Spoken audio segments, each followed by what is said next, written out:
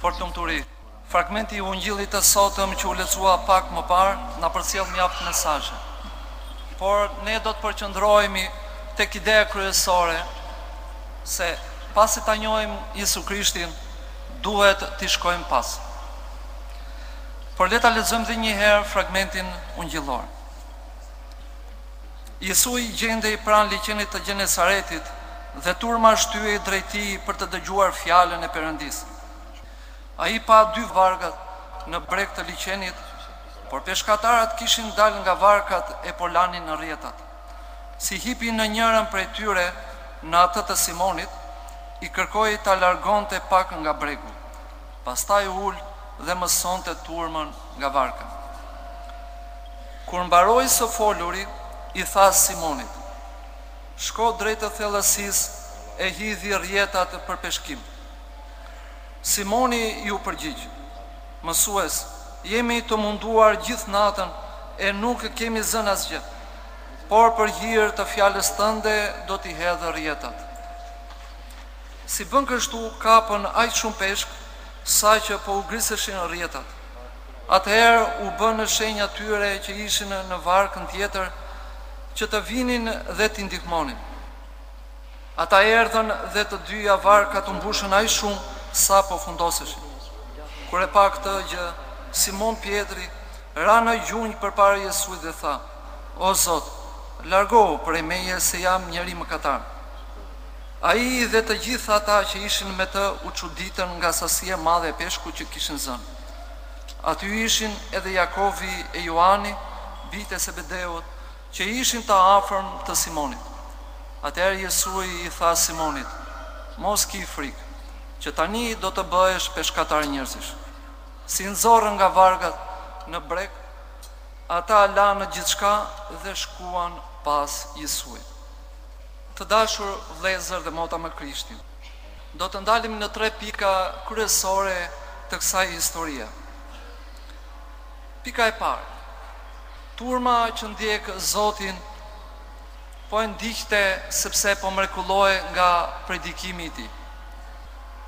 Ishte ende fillimi i predikimit të Ungjillit, pra fillimi i misionit predikues të Krishtit, ku akoma Krishti nuk kishte bërë akoma nxënës, nuk kishte nxënës për qark tij. Dhe megjithatë njerëzit ishin të magnetizuar nga predikimi i tij, nga mrekullitë, dhe filluan që ta ndiqnin pas. Ku shkonte Krishti, shkonte edhe turma. Turma ndjente një etje dhe gjithashtu edhe një domosdoshmëri, një nevojë shpirtërore për të mësuar të vërtetën. Dhe kjo ishte një gjë spontane për të mësuar të vërtetën aty ku shkonte Jesusi. Dhe Zoti njëkohësisht pas kësaj ndjekje gëzohej për këtë turmë që i shkonte pas dhe dëgjonte. Por edhe turma i gëzohej kur e ndiqte Krishtin pas. Në këtë pasim, në këtë ndjekje pas të kësaj turme, Krishti i shikonte të gjithë njerëzit jo si turmë, por i shikonte në një marrëdhënie personale. Pra i shikonte si persona.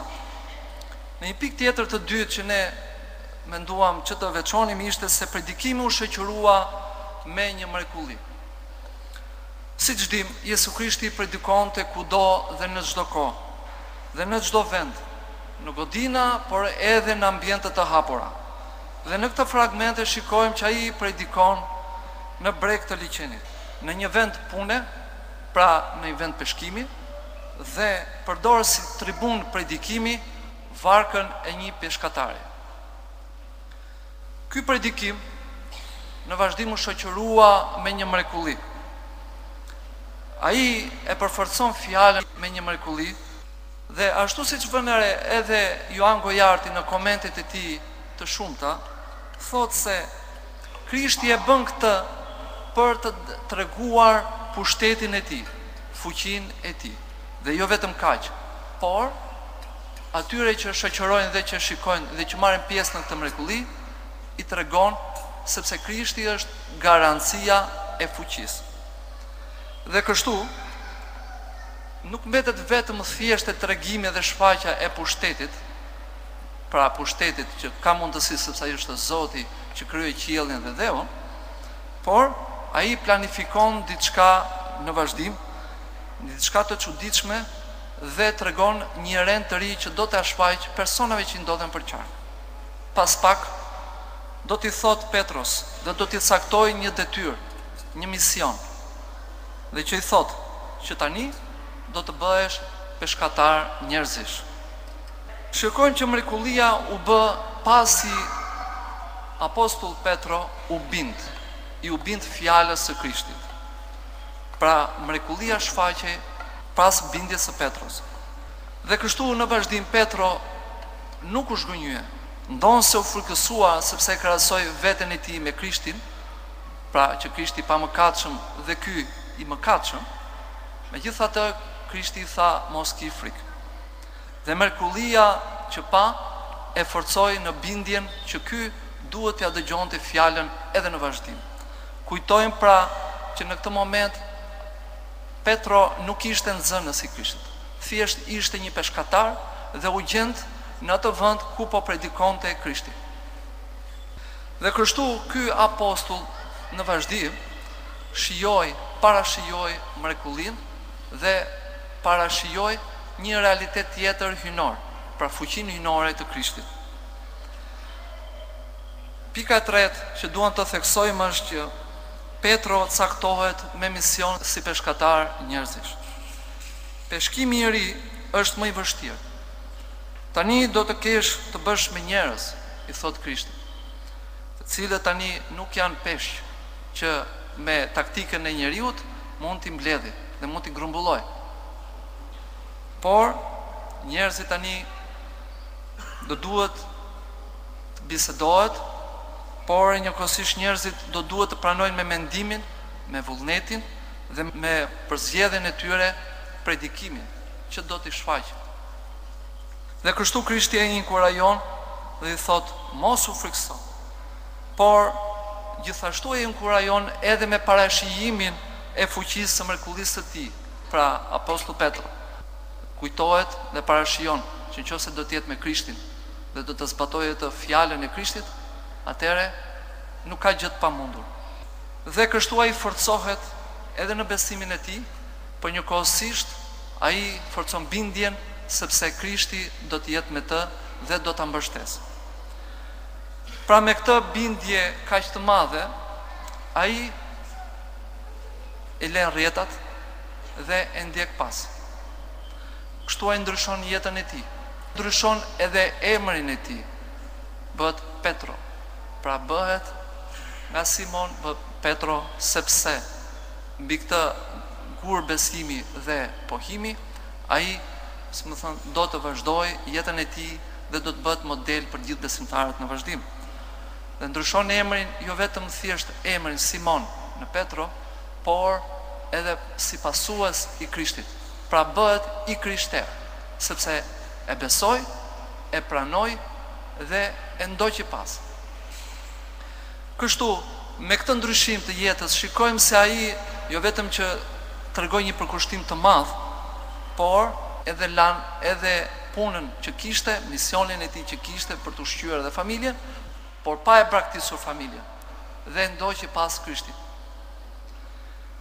Por bashkë me të ishin edhe vëllai i tij, Andrea, dhe dy kushërinjtë të tij, Jakovi dhe Johani.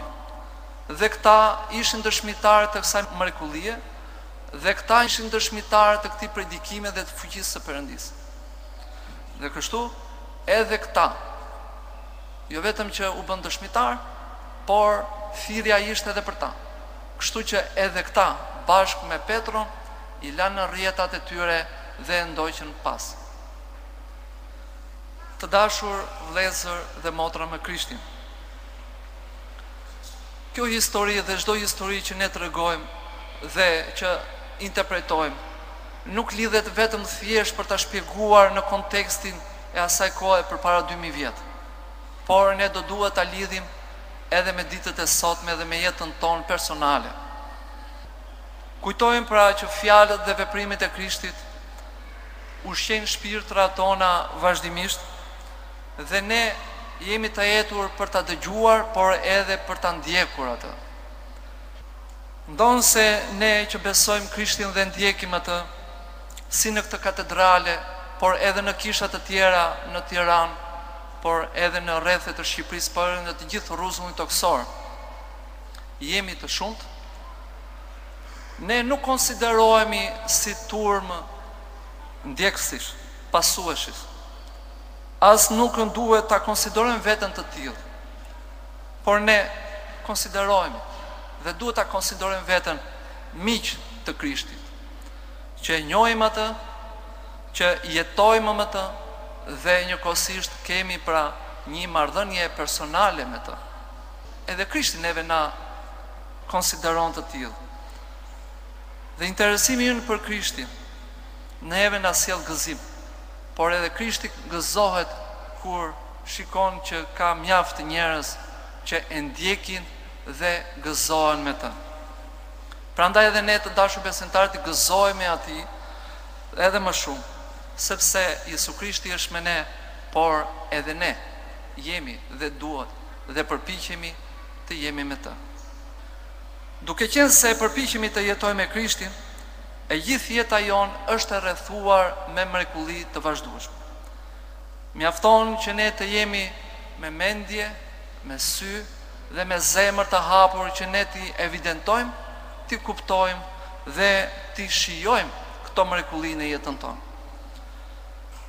Mrekullit nuk do të rreshtin, sepse edhe Krishti na ka premtuar që do të jetë vazhdimisht deri në fund të jetës bashkë me ne. Dhe ai do të na inkurajojë vazhdimisht me mrekulli të ndryshme, për të na forcuar, për të na inkurajuar, erdhe për të parashijuar realitete të ndryshme hyjnore që ai do të na zbulojë. Dhe madje do të na përcaktojë edhe detyra dhe misione. Të kujtojmë pra misionin që i la Apostull Petrus, dhe ne jemi të ftuar nga kjo thirrje që bëri Apostull Petrus. Edhe ne jemi të ftuar që ta ndjekim pas. Por që ta ndjekim pas nuk do të thotë vetëm të shkojmë me fjalë, por edhe me veprime. Ata lanë rrjetat dhe shkuan pas. Pra ne duhet të lejmë mendimet tona dhe duhet të shkojmë pas dhe duhet të përkushtohemi Krishtit. Tashmë që ne e njohim Krishtin, tashmë që ne jemi miq të Krishtit, pra jemi miqësuar me Krishtin dhe jemi një shoqëri me Krishtin, atëherë ne ftohemi që t'i shkojmë pas, të përhapim mësimet e tij dhe të dëshmojmë dhe t'i shërbejmë atij dhe shoqërisë me të. Amin.